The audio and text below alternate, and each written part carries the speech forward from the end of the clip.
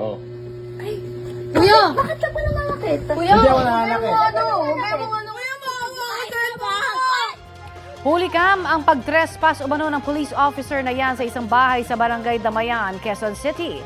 Pakay raw ni Police Staff Sergeant Colonel Jordan Marzan doon ang isang dimple na ikinakalat umanong sangkot siya sa iligal na droga. Nadatnan niya ang mga kabataan na sinaktan umano niya, gayon din ang kanilang lola. Inaresto ang suspect ng mga kapwa-pulis niya. Tumanggi siyang magbigay ng pahayag sa media pero humingi na raw siya ng tawad sa mga biktima. Nahaharap ang suspect sa patong-patong na reklamo. Posible ring matanggal siya sa serbisyo. Nirelieve din sa pwesto ang direktor ng QCPD dahil hindi raw agad inireport ang insidente at alinsunod sa command responsibility. Sinusubukan pang makuha ang panig ng dating QCPD director. Aabot sa 200 bahay ang nasunog sa port area sa Maynila. Sa gitna po ng sunog, may hinuli pang isang lalaki dahil daw sa pananalisi. Balitang hatid ni Jomer Apresto. Ganito kalaking apoy ang inabutan ng mga bombero sa bahaging ito ng port area sa Maynila pasado alas 12 ng hating gabi kanina.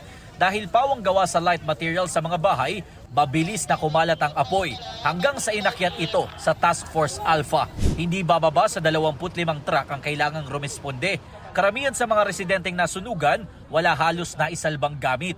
Tulad ng 45 years old na si Riza na natutulog na noong mga oras na magsimula ang sunog.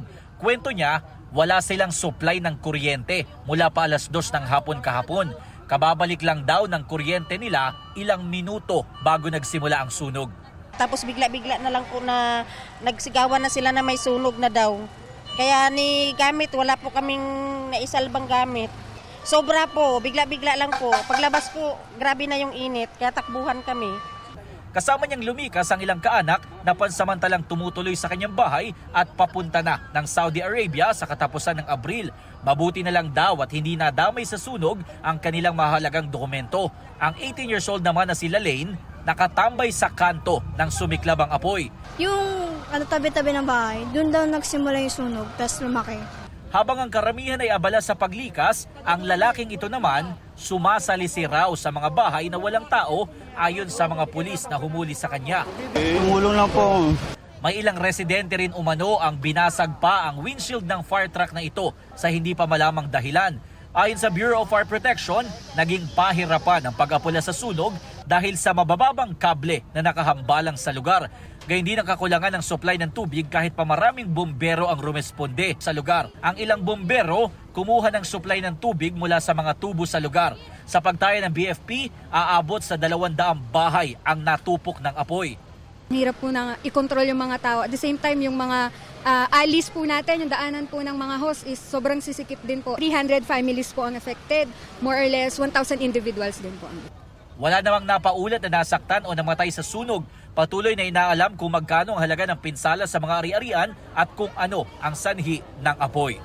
Jomer Apresto nagbabalita para sa GMA Integrated News. Ito ang GMA Regional TV News. May init na balita mula sa Visayas at Mindanao, hatid ng GMA Regional TV. Sa Iloilo, sugatan po ang 2 sakay ng isang motorsiklo matapos silang ma-hit and run ng isang SUV.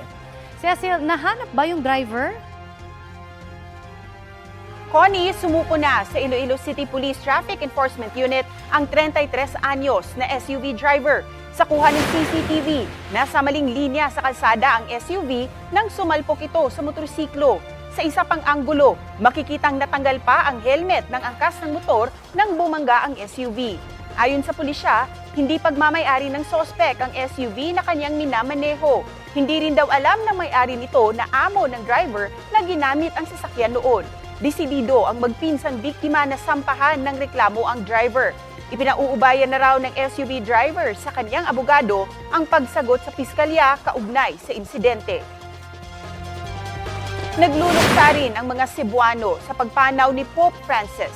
Ang Archdiocese of Cebu nananawagan sa mga Katoliko na mag-alay ng panalangin para kay Pope Francis. Inilalatag na rin ang mga isasagawang misa para sa Santo Papa. Para sa ilang Cebuanong Katoliko, hindi man nila nakita ng personal ang Santo Papa, ramdam daw nila ang malasakit niya sa mga nangangailangan.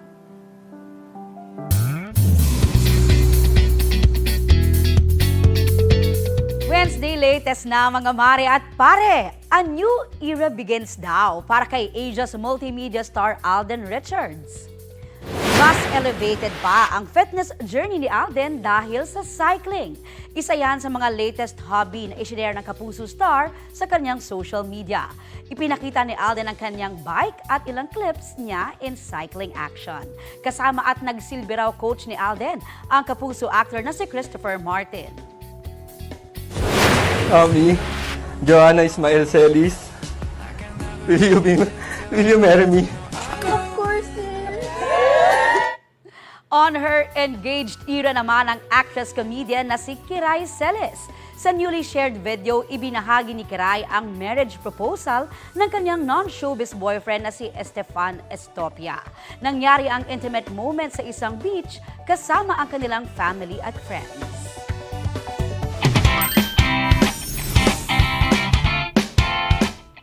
Patuloy na kinikilala sa ibang bansa ang husay ng mga Pilipino sa larangan ng pag-awit.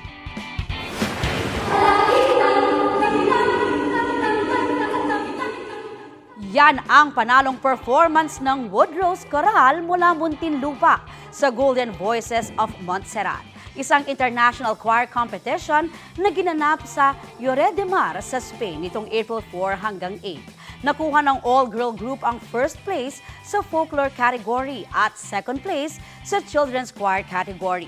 Literal na sumakses ang grupo dahil ito ang kauna-unahang pagkakataon na sumali sila sa prestihiyosong European Choir Festival.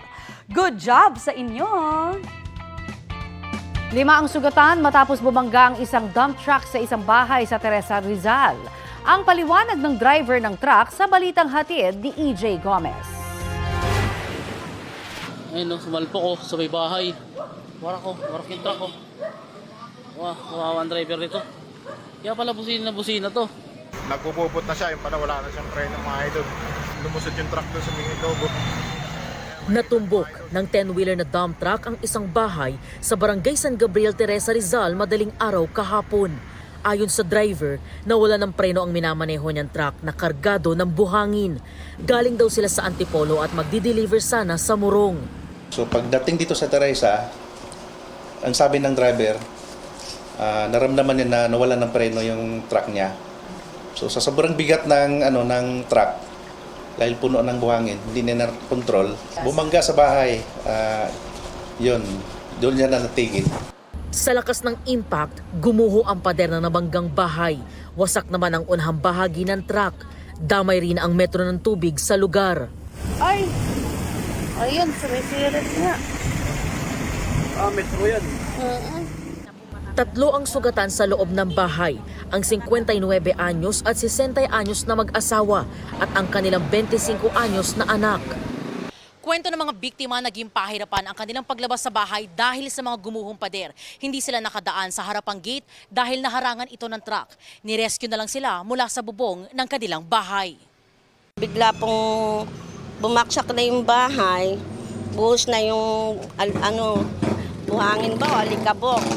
Ngayon, nagsisigaw na ako na tulong dahil wala na kaming makita. Binilit ko pong makagapang hanggang doon sa may kusina kasi baka kami biglang baksakan pa ng bahay. Tapos po, nag-akyata na po sa bubong yung mga tao, tinulungan na kami. Nagtamo sila ng mga galos at pasa sa iba't ibang parte ng katawan. Sugatan din ang naipit na truck driver at kasama niyang pahinante ayon sa mga unang rumisponde sa aksidente. Yung buhangin na karga niya, syempre yung impact po. Pag salpok niya, tumabon din yung buhangin na konti sa kanyang katawan. Tapos nagkaroon siya ng sugat, naipit siya. Kaya inextricate siya. Inaresto ng Teresa Police ang truck driver. Pinalaya rin siya kalaunan matapos niyang makipag-areglo sa mga biktima. Kinamagahan, hindi na tinuloy yung kaso dahil nagkasundo sila. Nag-promise yung driver, pati yung may-ari ng truck, na babayaran nila ang damage. At yung bayarin sa ospital. EJ Gomez, nagbabalita para sa GMA Integrated News.